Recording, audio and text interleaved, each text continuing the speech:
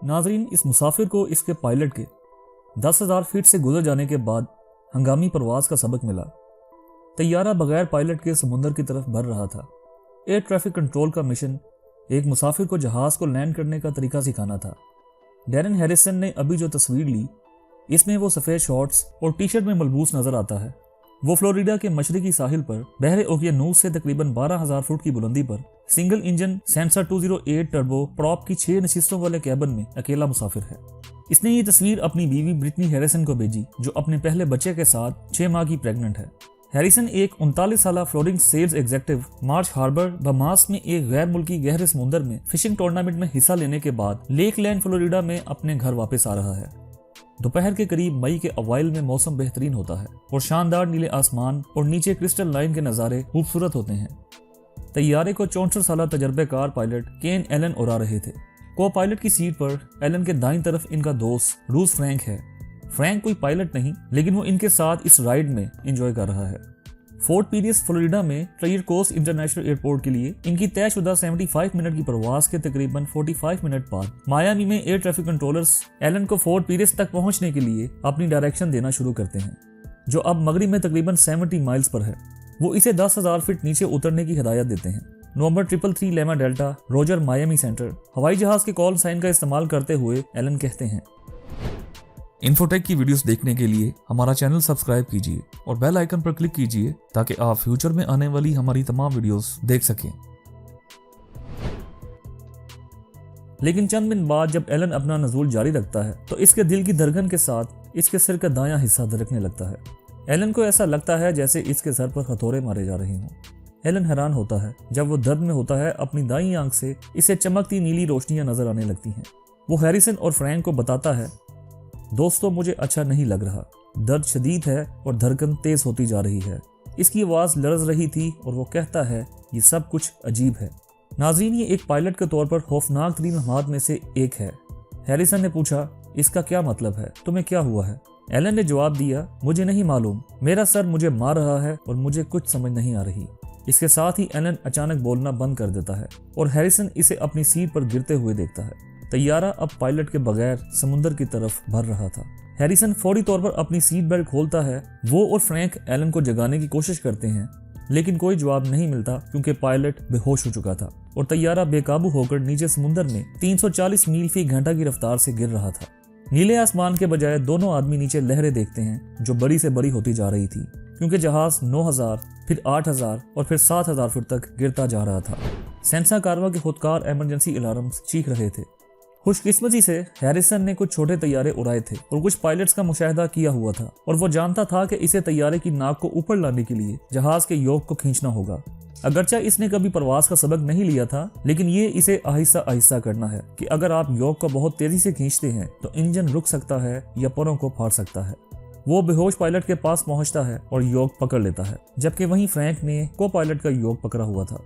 जहाज गिरने के दौरान हैरिसन और फ्रैंक दोनों जहाज को लेवल करने के लिए जिद्दोजहद करते हैं, जो 30 सेकंड में तकरीबन 4,000 फुट नीचे गिर चुका था। जल्द ही प्लेन की नाक की सतह बुलंद होती है और ऊपर की तरफ मुड़ जाता है और वापस 9,000 फीट पर आ जाता है। हैरिसन ने फ्रैंक से पूछा, क्या तुम इसको स्टेडी पोजीशन पर रख सकते हो? फ्रैंक एलन की सीट बेल्ट खोलने में हैरिसन की मदद करता है और हैरिसन इसे सीट से नीचे खींचता है और बेहोश पायलट को आहिस्ता से कैबिन के फर्श पर लेटा देता है। हैरिसन तेजी से पायलट की सीट पर बैठ गया और सूरत हाल का जायजा लिया। सबसे पहले ये कि वो जिंदा हैं, लेकिन वो घर से बहुत दूर हैं और ना ही इन्होंने इससे पहले कभी इस तरह का हवाई जहाज उड़ाया है। नाजरीन, air traffic controller Christopher Flores सुबह 7 बजे से फोर्ट पीरियस के ट्रेयर कोस्ट इंटरनेशनल एयरपोर्ट के कंट्रोल टावर में ड्यूटी पर हैं, क्योंकि हाल ही में हवाएं तेज हुई थी और बहुत से स्टूडेंट पायलट जो आमतौर पर प्रवास करते थे, इनको ग्राउंड कर दिया गया था और फ्लोरेस कम ट्रैफिक से खुश था। लेकिन अचानक खामोशी में खलल पड़ता है जब फ्लोरेस को अपने हेडसेट पर कॉल आई और इसने हैरिसन की आवाज सुनी। हैरिसन ने हवाई जहाज के कॉल साइन को इस तरह से इस्तेमाल किया जिस तरह इसने एलन को कहते हुए सुना था। ये Harrison traffic N333 Lima delta है। फ्लोरेस जवाब देता है, कारवा 333 Lima delta Fort Piraeus tower. Harrison कहते हैं, हमें यहाँ एक संगीन सूरत हाल का सामना है। मेरा पायलट बेहोश हो चुका है और मुझे नहीं मालूम कि हवाई जहाज को कैसे उड़ाया जाता है। फ्लोरस तेजी से अपनी सीट से उठता है और अपने कंसोल पर एक बटन मारता है जो कंट्रोल टावर के लाउड स्पीकर्स के जरिए रेडियो ट्रांसमिशन पर ब्रॉडकास्ट करता है और टावर में मौजूद हर एक को हंगामी तौर पर अलर्ट कर दिया जाता है जो दूसरी कॉल्स सुन रहे थे। नाज़रीन, फ्लोरेंस ने हैरिसन से पूछा, आपकी पोजीशन क्या है? हैरिसन ने कहा, इसे कोई अंदाजा नहीं है। इसे अपने सामने फ्लोरिडा का साहिल नजर आ रहा है, लेकिन इसे अपने मौजूदा मुकाम के बारे में कोई इल्म नहीं।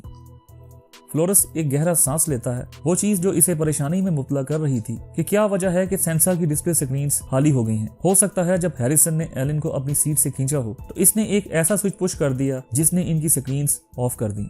लेकिन वाहिद आलात जो अब भी काम कर रहे थे वो अल्टीमीटर थे, एक बेसिक कंपास जो एटीट्यूड इंडिकेटर का काम करती हैं और बताती हैं कि हवाई जहाज लेवल पर है या नहीं। यहाँ फ्लोरेस को यह भी मालूम है कि वो किसी भी वक्त हैरिसन से रेडियो रब्ता खो सकता है क्योंकि प्लेन जनूब की तरफ प्रवास कर रहा है और जल्द ही इनके एयरपोर्ट की रेडियो ट्रांसमिशन की हद से बाहर हो जाएगा। फ्लोरेस इन पहले अल्फाज के बारे में भी फिक्रमंद है जो हैरिसन ने कहे थे कि मुझे नहीं मालूम कि हवाई जहाज कैसे उड़ाते हैं। फ्लोरेस फैसला करता है कि एक तेज परवाज के सबक की जरूरत है।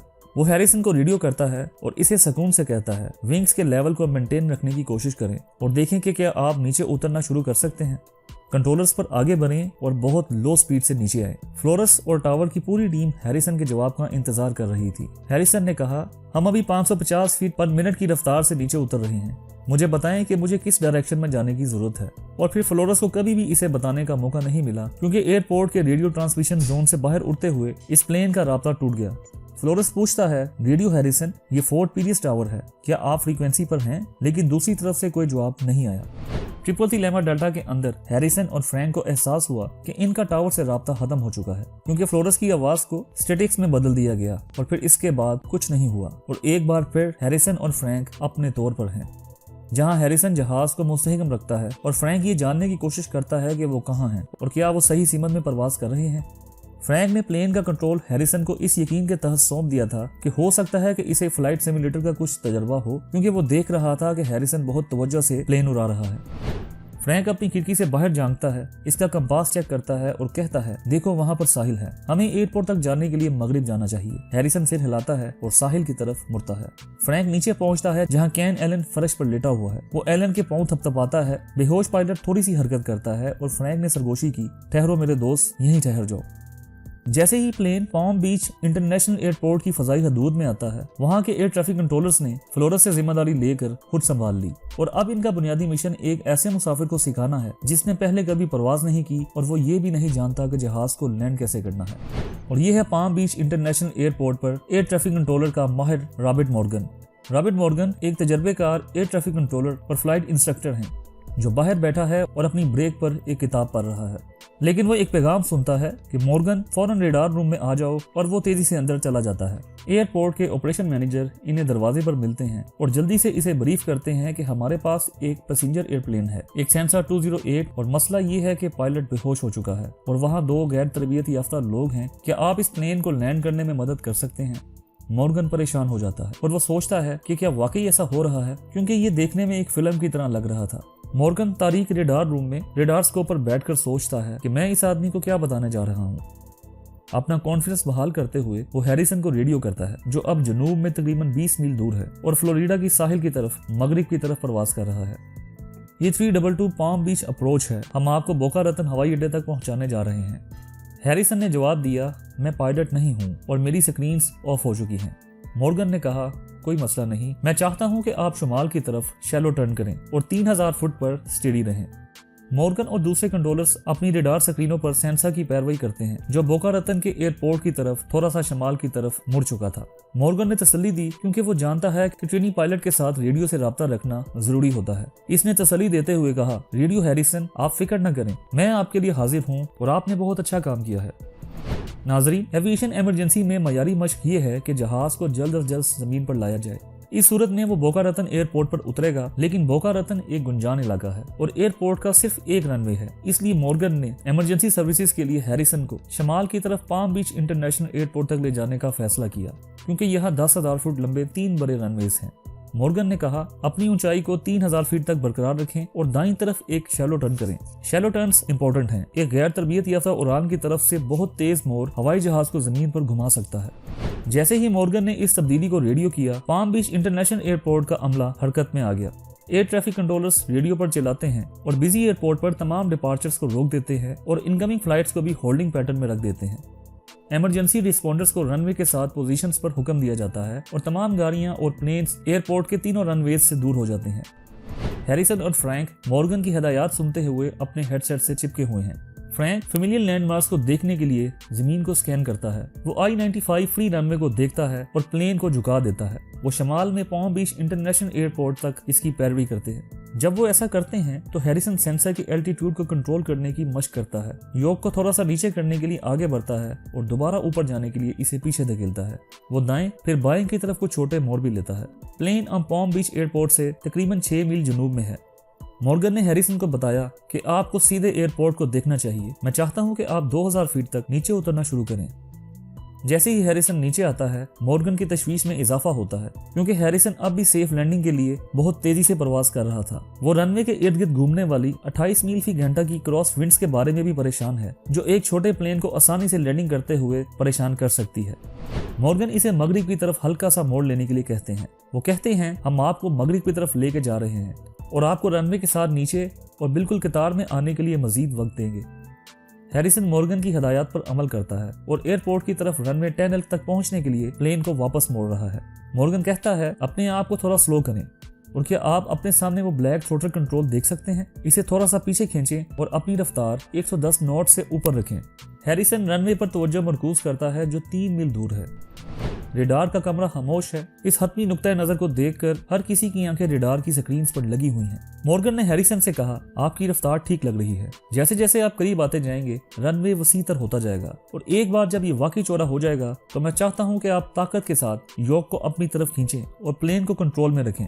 हैरिसन ने कहा, मैं नहीं जानता कि ब्रेक का इस्तेमाल कैसे करें। जब मैं उतरूं तो मैं क्या करूं?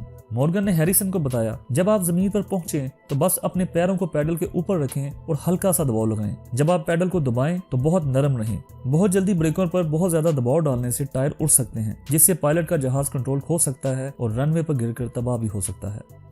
जैसे ही सेंसर एयरपोर्ट के करीब पहुंचा, मॉर्गन ने हैरिसन को प्लेन की ऊंचाई बताना शुरू कर दी। 600 फीट, 500 फीट, 400 फीट। हैरिसन, जो अब लैंडिंग से 1 मील दूर है, 300 फीट पर उतरता है और रनवे 10L पर उतरने के हदफ पर है। नाजरीन, एयरपोर्ट का रेडार 300 फीट से नीचे के तैयारे शो नहीं करता और इस वजह से नवंबर 333 लेमा डेल्टा मॉर्गन की स्क्रीन से गायब हो गया। मॉर्गन चीखता है कि आप अब भी वहां हैं, लेकिन यहाँ 10 सेकंड की अजियतनाक खामोशी है।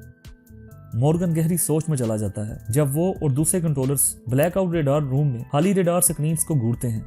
फिर कुछ सेकंड बाद अचानक कमरे का लाउड स्पीकर करकता है जब ये आवाज आती है, ये हैरिसन है, मैं जमीन पर हूँ, मैं इस चीज को कैसे रोकूं? मॉर्गन ने इससे कहा, आहिस्ता से अपने पैर से ब्रेक का इस्तेमाल करें। हैरिसन पैडल को आहिस्ता से दबाता है और कंट्रोल संभालने के 25 मिनट बाद को रनवे के बीच में एक स्टॉप स्मैक डेव पर लाता है। रेडार रूम खुशी से गूंज उठा। थका हुआ मॉर्गन खड़ा है और अपने आंसुओं को झपकता है। हैरिसन ने हवाई जहाज के कंट्रोल में आराम महसूस किया और रेडियो पर मॉर्गन से कहा, अरे क्या आप चाहते हैं कि मैं रनवे से टैक्सी करूं? मॉर्गन ने कहका लगाया और वो अपने आप से कहता है कि ये आदमी हैरत अंगेज है।